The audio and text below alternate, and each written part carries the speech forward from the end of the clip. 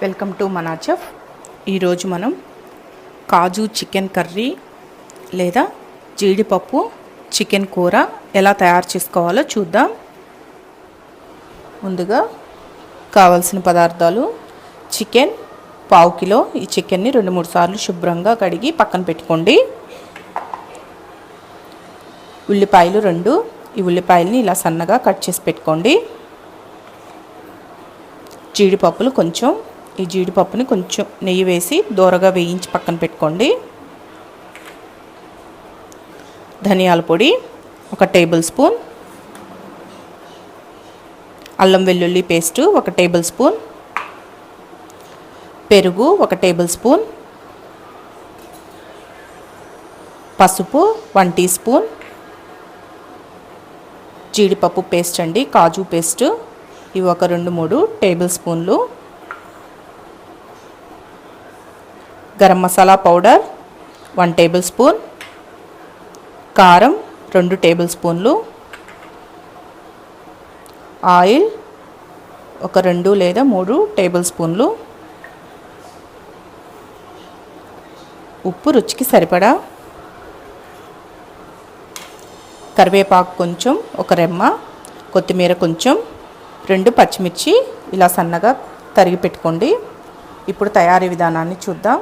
ముందుగా ఈ చికెన్లో ఇక్కడ నేను 1 పావు కిలోనే చేస్తున్నానండి.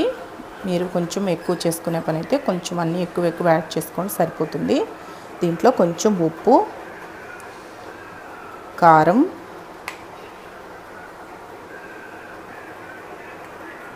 ఒక 1/2 టీ స్పూన్ పసుపు,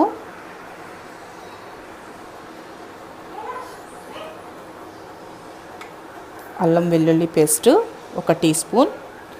ఇక్కడ నేను 1 టీ స్పూన్ వేస్తున్నాను. ఈ పెరుగు 1 టేబుల్ స్పూన్. పెరుగు వేయడం వల్ల మనకి చికెన్ సాఫ్ట్నెస్ వస్తుందండి. ఇవి మొత్తం వేసి బాగా కలియబెట్టుకోవాలి.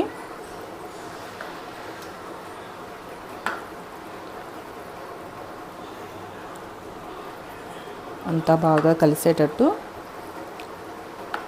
కలుపుకొని ఒక 10 నిమిషాలు పక్కన పెట్టుకోండి. ఇలా కలుపుకున్న తర్వాత ఒక 10 నిమిషాలు దీన్ని నాననివ్వండి, పక్కన పెట్టేసుకుందాం. ఇప్పుడు స్టవ్ మీద బాండ్లు పెట్టుకొని దీంట్లో ఒక 2 టేబుల్ స్పూన్లు ఆయిల్ వేసుకోవాలి. ఈ ఆయిల్ కొంచెం హీట్ ఎక్కిన తర్వాత పచ్చిమిర్చి వేసుకుందాం. పచ్చిమిర్చి కొంచెం వేగనివ్వండి.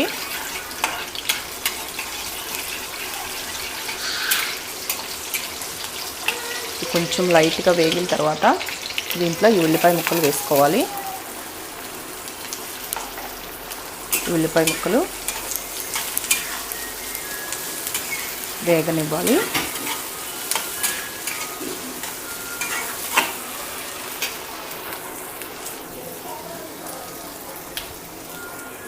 ఈ ఉల్లిపాయ ముక్కలు తొందరగా మగ్గడానికి కొంచెం సాల్ట్ వేసుకోండి, మనకి తొందరగా మగ్గిపోతాయి. ఇప్పుడు కొంచెం కలర్ మారాయి చూడండి ఉల్లిపాయలు. ఇప్పుడు కొంచెం అల్లం వెల్లుల్లి పేస్ట్ వేసుకున్నాం. మనం ఆల్రెడీ చికెన్లో 1 టీ స్పూన్ వేసుకున్నామండి, ఇంకొక టీ స్పూన్ వేసుకుంటే సరిపోతుంది.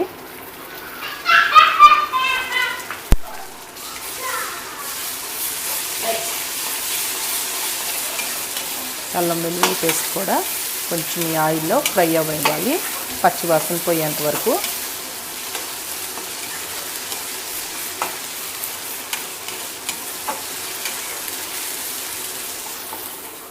ఈ అల్లం వెల్లుల్లి పేస్ట్ కూడా వేగింది కదా. ఇప్పుడు కరివేపాకు వేసుకున్నాం. ఈ కరివేపాకుని కొంచెం ఇలా తుంచి వేసుకోండి, ఎందుకంటే ఇలా తుంచినప్పుడు మంచి స్మెల్ వస్తుందండి. డైరెక్ట్గా వేసుకునే కంటే ఇలా తుంచి వేసుకోవడం వల్ల మంచి స్మెల్ వస్తుంది కరివేపాకులో. కరివేపాకు కూడా వేసుకున్నాం కదా.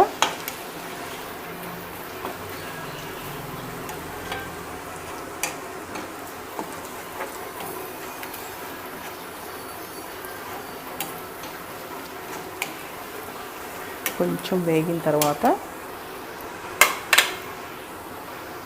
మనం ముందుగా నానబెట్టి పెట్టుకున్నాం కదా ఈ చికెన్ని వేసేసేయండి.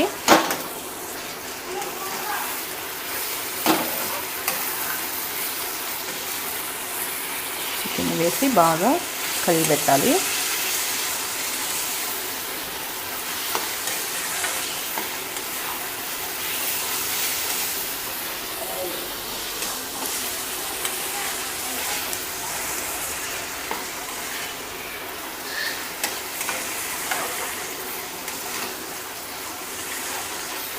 ఇలా బాగా కలిపిన తర్వాత సిమ్లో పెట్టి మూత పెట్టేసి ఒక 2 నిమిషాలు మగ్గనివ్వండి ఈ చికెన్ని.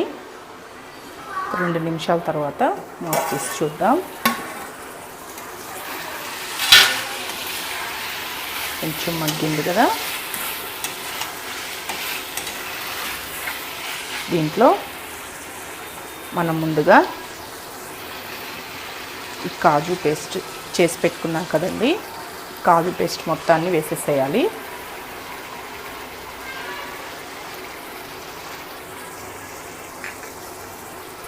వేసేసి ఈ చికెన్లోనే మగ్గనివ్వాలి, అంటే కొంచెం ఫ్రై అవ్వాలి.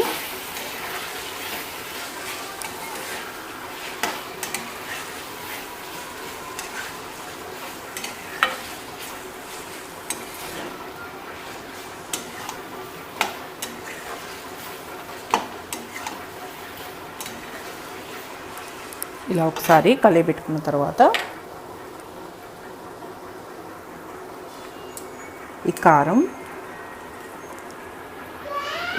మీరు కారం ఎంత తినగలరో అంత వేసుకోండి. మామూలుగా అయితే నేను 2 టేబుల్ స్పూన్లు వేస్తున్నాను. కొంచెం కారం ఎక్కువ తినేవాళ్ళు, స్పైసీనెస్ ఎక్కువ కావాలి అంటే కొంచెం ఎక్కువ యాడ్ చేసుకోండి, కొంచెం తక్కువ కావాలంటే తక్కువ యాడ్ చేసుకోండి. ధనియాల పొడి 1 టేబుల్ స్పూన్, పసుపు, ఈ పసుపు ఇందాక మనం ఒక 1/2 టేబుల్ స్పూన్ టీ స్పూన్ వేసాం కదండి, ఇప్పుడు ఇంకొక టీ స్పూన్ యాడ్ చేసుకోండి. ఈ గరం మసాలా పౌడర్ అండి, ఇది 1 టేబుల్ స్పూన్. ఇవన్నీ వేసుకొని ఒకసారి బాగా కలియబెట్టుకోవాలి. మనం ఈ కాజు పేస్ట్ వేసిన తర్వాత ఈ జీడిపప్పు పేస్ట్ వేస్తాం కదండి, వేయంగానే మీరు ఈ మంటని సిమ్లో పెట్టేసేయండి. ఎందుకంటే ఈ జీడిపప్పు పేస్ట్ అంటుకుపోతుంది మనకి బాండిల్కి, చూసారు కదా. అందుకని సిమ్లో పెట్టి ఉడికించుకున్నారంటే చక్కగా ఉడికిపోతుంది. బాగా కలియబెట్టుకోవాలి, మొత్తం కలిసేటట్టు. ఇలా కలియబెట్టుకున్న తర్వాత సిమ్లోనే ఉంచండి. సిమ్లోనే ఉంచి మూత పెట్టి ఒక 2-3 నిమిషాలు మగ్గించుకుందాం. ఇప్పుడు ఒక 2-3 నిమిషాల తర్వాత మూత తీసి చూద్దాం.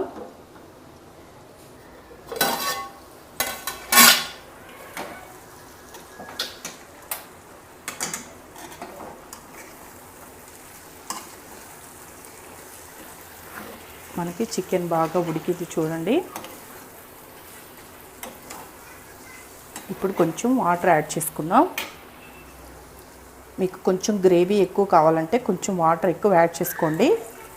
కొంచెం గ్రేవీ తక్కువ కావాలి అనుకుంటే వాటర్ కొంచెం తక్కువ యాడ్ చేసుకోండి, సరిపోతుంది.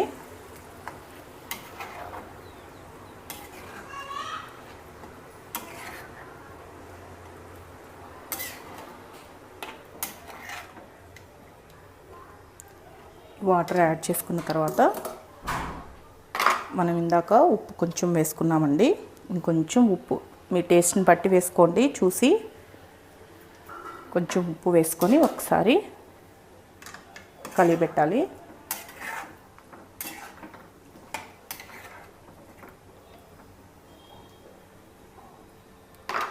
ఈ విధంగా వేసిన తర్వాత మీడియం ఫ్లేమ్లో పెట్టుకొని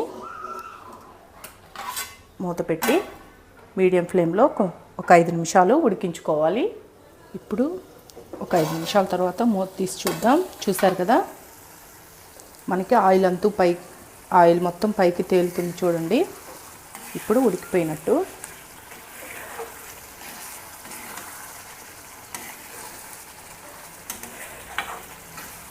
చూసారు కదా, లాస్ట్లో కొత్తిమీర వేసుకోవాలి.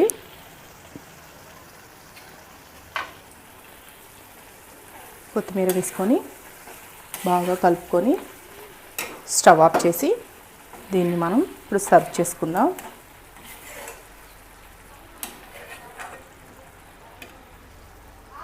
చూసారు కదా, కాజు చికెన్ కర్రీ. లాస్ట్గా మనం నేతిలో వేయించి పెట్టుకున్న ఈ జీడిపప్పుని గార్నిష్ కోసం వేసుకోండి, లేకపోతే కర్రీలో అయినా వేసుకొని తినేయచ్చు. టేస్ట్ చాలా బాగుంటుందండి.